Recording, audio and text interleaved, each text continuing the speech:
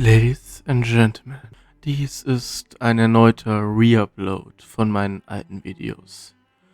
Und der Anfang wird gleich sein mit dem alten. Heute ist Valentinstag, der Tag der Liebe, der Tag des Gottes Amor, der mit seinen Pfeilen nur Liebe verschießt. Eine schöne Vorstellung, nicht wahr? Ich habe diese Geschichte nur zu diesem Anlass geschrieben, da ich mir dachte, wieso sollte es nicht auch ein bisschen Gänsehaut an diesem sonst so schönen Tag geben? Es handelt sich hierbei aber um keinen Brief, sondern eher eine normalen Story. Viel Spaß beim Schaudern und verliert nicht euer Herz an den Gentleman. Amanda lebte in der Nähe von New York mit ihrem Ehemann Arnold. Früher waren sie das Paar gewesen. Der Bad Boy und die Top-Cheerleaderin. Aber jetzt war sein Bad Boy-Charme verflogen. Jetzt war er ein Arschloch, was einen Job als Barkeeper hatte. Und dementsprechend viel trank.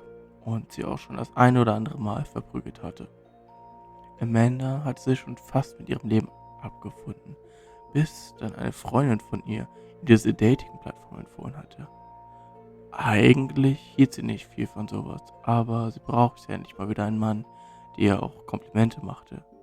Falls es nicht klappen würde, können sie ja immer noch ihren Account einfach löschen und so weiterleben wie jetzt. Es dauerte nicht mal 2 Tage, da hatte Amanda schon zigtausend Anfragen von Typen, die sich mit ihr treffen wollten. Aber einer hatte es ihr besonders angetan: Adam. Denn er war ein richtiger Charmeur und auch ein Gentleman, so schien es. Sie schrieb weiter mit ihm und in ihr Leben kam endlich wieder etwas, was ihr gefehlt hatte: Freude. Amanda konnte endlich wieder lachen und dann fragte er nach einem Treffen. In ihr breiteten sich Gefühle aus, die sie schon lange nicht mehr gespürt hatte. Sie hatte Schmetterlinge im Bauch. Sie hatten ausgemacht, sich um 8 Uhr in einer nahegelegenen Bar zu treffen, damit sie sich kennenlernen können. Amanda erschien 30 Minuten früher. Sie wollte einen besonders guten Eindruck bei Adam machen. Deswegen bestellte sie extra keinen Alkohol, sondern nur eine Limo. Um 8 Uhr schaute sie auf ihr Handy, um zu schauen, ob er ihr irgendwas geschrieben hatte. Nichts. Sie entschied sich aber trotzdem noch ein bisschen zu warten. Nach 10 Minuten schaute sie erneut drauf. Nichts. Sie wartete immer länger, bis es irgendwann 9 Uhr war. Und so entschied sie sich, nach Hause zu gehen und ihr Leben so weiterzuführen, wie sonst auch. Sie kam aus der Bar heraus und ein kühler Wind strich über ihre Wange.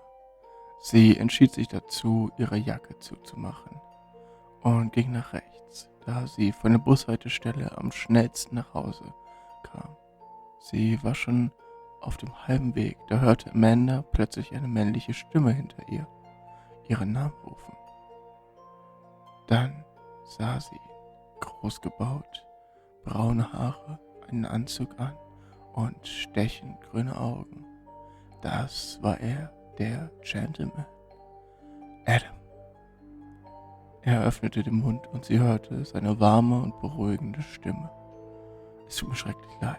Mein Handy wurde gestohlen und dann bin ich dem Dieb hinterhergerannt. Jetzt habe ich mein Handy zum Glück wieder und ich erwische dich auch noch. Kannst du mir verzeihen?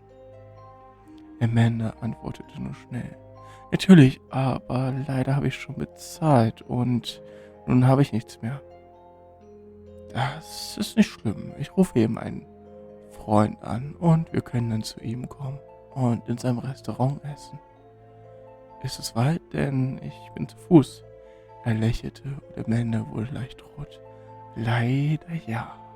Aber mein Auto ist ganz in der Nähe. Tut mir leid, wenn das sehr komisch wirkt. Nicht schlimm. Ich nehme das Angebot gerne an. Gut, dann folgen Sie mir, my lady. Meine Kutsche steht in der Nähe. Sie liefen zu dem Auto. Amanda erkannte das Modell nicht, aber sie sah das goldene Pferd vorne. Er öffnete die Beifahrertür und sie stieg ein. Sie war nun total rot und ihr war richtig heiß. Er stieg wenig später neben ihr ein und plötzlich spürte sie einen Stich am Bein. Sie schaute runter und sah eine Spritze. Amanda schaute wieder hoch und das Letzte, was sie hörte, war: Hallo, Nummer 5. Jetzt bist du für immer meins. Sie war jetzt für immer seins. Sie würde ihn nicht verlassen wie die anderen. Er legte sie in sein Spielzimmer und ging in das Nebenzimmer. Vorher schloss er die Eingangstür vom Spielzimmer ab, damit sie ihn nicht verlassen kann. Das Nebenzimmer war direkt an das vorherige Zimmer dran gebaut. Es besaß eine Glasfront in Richtung vom Spielzimmer. Sie war so gebaut, dass er rausschauen konnte, aber sie nicht rein. In dem Nebenzimmer befand sich sein persönliches Schlafzimmer. Er wollte nämlich aufwachen und direkt sie sehen. Tag für Tag wollte er sehen, wie sie immer mehr zu seiner perfekten Frau wurde. Er entschloss sich dazu, sich ein bisschen Ruhe zu gönnen, bevor er morgen mit seiner Arbeit anfangen konnte. Er legte sich in sein Bett mit Blick auf die noch schlafende Amanda, die nur endlich eine glückliche Beziehung wollte. Sie öffnete langsam die Augen. Ihr war immer noch schwindelig. Was hatte er nur mit ihr gemacht? Sie strich langsam mit den Händen über den Boden. Er bestand aus einem weichen Material. Es war schon fast angenehm. Alles im Raum war schwarz, kein Licht.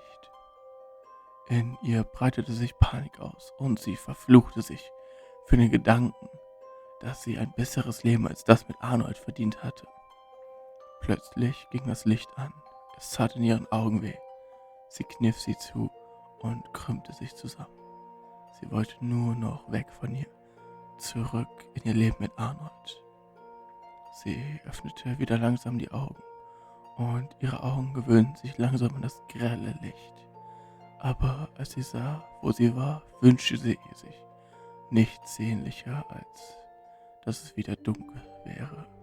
Sie war in einer Art Gummizelle, es war kein Ausgang zu erkennen. Amanda konnte an der Decke einige Lampen erkennen, die den ganzen Raum erhellen sollten. Außerdem erkannte sie eine Kamera in der linken oberen Ecke des Raumes. Als sie hochschaute, erkannte sie noch eine Kamera genau über ihr. Er beobachtete sie, dieser verdammte Psychopath. Der Mann wachte auf und schaute durch die Glaswand. Es war fast wie eine Art Zoo.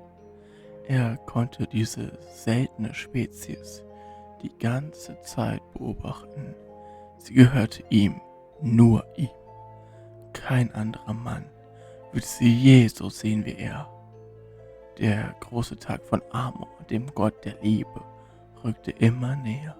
An diesem Tag würde er sie zu seiner perfekten Frau machen. Nun musste er seine Werkzeuge holen, um die Prozedur zu vollziehen. Sie würde ihn danach nie wieder verlassen. Amanda hatte sich mittlerweile in eine kleine Ecke gekauert und weinte. Wieso passierte ihr das nur? Das fragte sie sich die ganze Zeit. Sie kannte die Antwort nicht. Sie fing an, gegen die Wände zu schlagen, aus Wut, aus Verzweiflung. Sie wusste es nicht. Sie wusste nur, dass sie irgendwas tun müsste. So durfte ihr Leben einfach nicht enden. Ihre Schläge gegen die Wand wurden immer langsamer, bis sie irgendwann komplett aufgehört hatten. Und plötzlich hatte Amanda so ein ungutes Gefühl, dass es bald zu Ende gehen würde mit ihr. Der Mann hatte mittlerweile alle seine Werkzeuge beisammen. Er könnte rein theoretisch nun mit der Prozedur beginnen. Aber dann bemerkte er, dass sich etwas in seinem Terrarium tat. Der Mann setzte sich auf sein Bett und beobachtete genüsslich, wie seine zukünftige Frau langsam verzweifelte. Und in dem Moment, wo er sah, dass sie aufgehört hatte, gegen die Wand zu schlagen, wusste er, dass es soweit war. Er hatte ihren Willen gebrochen. Sie hatte sich nun ihrem Schicksal ergeben. Er nahm seine Tasche, in welche er die Werkzeuge verstaut hatte, und ging in Richtung der Tür. Amanda wusste, dass sie nicht mehr entkommen würde. Sie würde nie wieder in ihr normales Leben zurückkehren können. Adam legte seine Hand auf die Klinke, bevor er diese runterdrückte. Atmete er noch einmal tief ein und dann wieder aus. Er musste es dieses Mal perfekt machen, sonst würde sie nicht perfekt werden. Die anderen waren am Ende nicht perfekt. Die Frauen vor ihr hatten alles versaut. Der Mann drückte die Klinke runter und öffnete die Tür. Amanda fuhr zusammen, als sie das Gesicht von Adam sah. Vor alledem hier strahlte sein Gesicht Wärme, Liebe und Hoffnung aus. Aber jetzt strahlte es Kälte aus. Eine Kälte, die ihr Angst machte. Schreckliche Angst. Adam liebte diesen Moment, wenn sie Angst hatten. Es war wunderschön, ihre Furcht zu sehen. Er packte sie an der Schulter und sagte: Frohen Valentinstag. Nach heute wirst du mich nie wieder verlassen können. Er lächelte Amanda an, sagte ernst, aber irgendwie auch freundlich: Steh bitte auf. Sie tat, was ihr gesagt wurde, denn sie wusste nicht, was Adam ihr antun würde, wenn sie ihm nicht gehorchen würde. Sie wusste überhaupt nicht, was nun passieren würde. Sie wusste nur, dass es nicht gut sein würde. Adam führte sie in einen Raum. Dieser Raum bestand ausschließlich aus weißen Fliesen und an der Decke hing eine große Lampe, die genau in die Mitte des Raumes schien. In der Mitte stand etwas, was Amanda schreckliche Angst einjagte. Es war sowas wie ein Zahnarztstuhl. Adam führte sie vor den Stuhl und sagte mit ernster Stimme: Setz dich! Amanda setzte sich widerwillig auf den Stuhl. Als sie sich hinsetzte, überkam sie das ungute Gefühl, dass es hier mit ihr zu Ende gehen würde. Adam sah, wie sie sich setzte und wusste, er hatte gewonnen. Er schob ihre Arme durch die Armriemen und zog nacheinander beide fest, damit sie sich nicht wehren konnte. Dann machte er mit den Beinen und den Füßen weiter. Als er damit fertig war, musste er sich nur noch um ihren Kopf kümmern. Adam holte die Riemen für den Kopf hervor, welche auf der Rückseite der Kopflehne waren. Diese zog er auch fest an, damit sie sich kein Stück mehr bewegen konnte. Adam zog sich einen Stuhl und einen Tisch zu sich. Er stellte seine Tasche neben dem Stuhl ab, auf dem er sich in dem gleichen Moment auch setzte. Dann öffnete er die Tasche und holte 2 Instrumente heraus. Einen Orbitoklast und einen kleinen Hammer. Diese legte er auf den Tisch. Adam drehte den Tisch, damit Amanda ihn sehen konnte. Er wollte sie schockieren. Als er die Angst in ihrem Blick sah, lächelte er und holte eine Spritze aus der Tasche. Diese stach er dann in ihren Arm und drückte den Kolben durch. Amanda wurde ganz schwummrig und sie verlor langsam das Bewusstsein. Das wusste sie. Es war wie in einem Auto, als dieser Albtraum begonnen hatte. Das Letzte, was sie hörte, war, wie Adam sagte: Happy Valentine's Day. Dann wurde alles schwarz. Adam lächelte, als er sah, dass Amanda ihr Bewusstsein verloren hatte. Denn das war der Startschuss für ihn, um mit seiner Arbeit zu beginnen. Er nahm den Orbitoklast in die Hand und zog ihr rechtes Augenlid zurück. Danach führte er den Orbitoklast über dem Augapfel ein. Er spürte einen Widerstand. Er vermutete, dass es der Knochen der Augenhöhle war. Adam nahm den kleinen Hammer, den er sich bereitgelegt hatte, in die Hand und klopfte leicht auf das Instrument, damit dieses den Knochen durchstoßen könnte. Er schob das Instrument durch den Frontallappen und navigierte sich durch das Hirn. Immer wieder schlug er mit dem Hämmerchen auf das Instrument. Am Ende dieser Prozedur drückte er die spitze Seite des Instruments bis zum hinteren Ende nach oben. Da durchschnitt er durch eine Spalte des Großhirns. Danach zog Adam das Instrument wieder heraus und machte sich an die linke Hälfte des Hirns. Dort führte er genau die gleiche Operation durch. Als der Mann damit fertig war, legte er seine Instrumente auf den Tisch, schob diesen zur Seite und stand auf.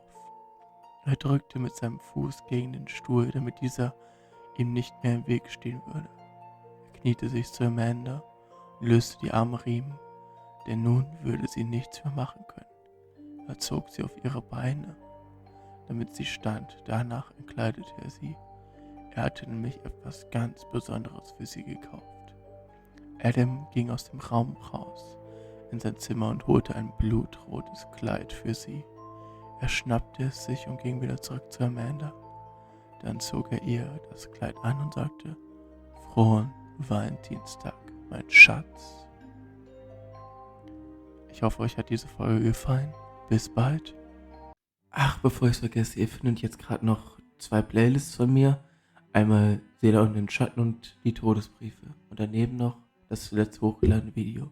Ich hoffe, ihr hattet Spaß. Bis bald.